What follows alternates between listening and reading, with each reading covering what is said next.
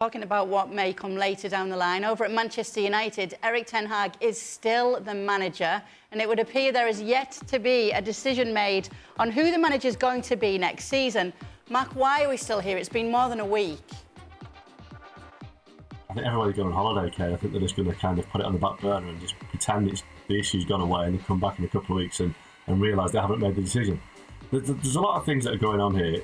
Obviously, the FA Cup win was a big thing in Ten Hag's favour. We know that when they play next season, his contract will be reduced by 25% in terms of his wages because they haven't qualified for the Champions League. So there may be an issue where it may be cheaper for United to move him on or to fire him on the 1st of July when he becomes officially a Europa League manager rather than being a Champions League manager right now until the end of June. But there isn't an obvious option out there to replace him.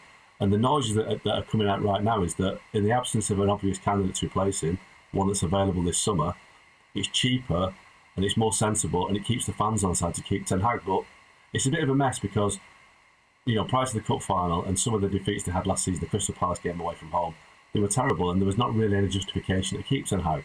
Beating City in the cup final was a great win and a great result, but you can't judge it on one game alone. But because United feel right now there's not an obvious option there, they want Gareth Southgate, but he's not going to be available until maybe October, November time, then they might just stick with Ten Hag and see how it goes. But I don't think, whichever way they go now, they look like they've been very clear with what their decision-making process. It seems like they've been bounced into whatever decision they make because it's 10, 12 days since the cup final and they still haven't told us what's happening. So that looks like indecision. So we're all waiting. The sooner they tell us, the better. What do you make of it all, Jan? Well, first of all, there is an interesting communication strategy here because INEOS can just say, why we haven't told you is because he's under contract. He can stay for another year, he can stay for another season. The big problem for Manchester United fans is, of course, as well, because if you go into a transfer window now when you need new players, and who are going to decide them? Is that, well, there's going to be a committee or we will have more competent people doing that. Because Ten Hag, we have to be honest, his recruitment, some of them, been terrible. I mean, some of the young kids now are developed into great players. But if he's going to be an influential manager who's going to stay there over the summer, start the season, and he's been a part of the recruitment based on consequence of his philosophy, whatever that philosophy is. So they go into a new season, so say that they start terrible, and going into September, October, they have to fire him anyway. And then you got that squad, then you lost the transfer window again. And in terms of candidates, there is a Thomas Tuchel, they could do that. But I'm just have that feeling, will INEOS, when they go in now, the main thing now, the main player for them now will be the manager. So if they're going to save money, I see they do all kind of stuff now to their employees. I mean, there's less pizza, there is less eating room at their training ground and so on. That is just a small amount of money. I mean, that's not where they're going to save the money. But the worst thing, the worst expense they can have is to start bad next season. The worst expense they can have is to lose out on another transfer window. This transfer window is major for them.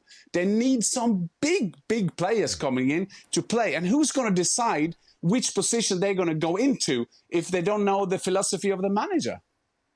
Stevie, is this unfair on Erik ten Hag, or do you think he's all right to sit tight and wait? I think if you're Erik ten Hag, you're not thinking, is this fair or not? You're thinking, the longer this goes on, the better my prospects are.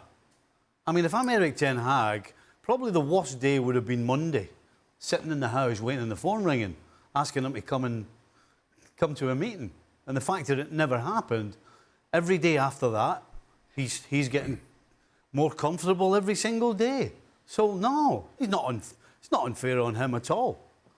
I think the only thing it tells you is that you've got to be careful what you wish for sometimes. And this INEOS trying to get themselves into Manchester United, and we're going to do this and we're going to do that. And, of course, now they're in position to make changes. The only thing they're doing is saving money. I mean, if I'm a Man United fan, I'm asking what's going on here. What is going on? And never mind the fact that whether Ten Hag's involved in the recruitment process or not, whilst you don't have a manager, because right now nobody knows whether Ten Hag is the manager. So if you try to sign somebody and the question is who's going to be the manager, And they're going to say, well, we don't really know yet. That's a right good selling point, isn't it?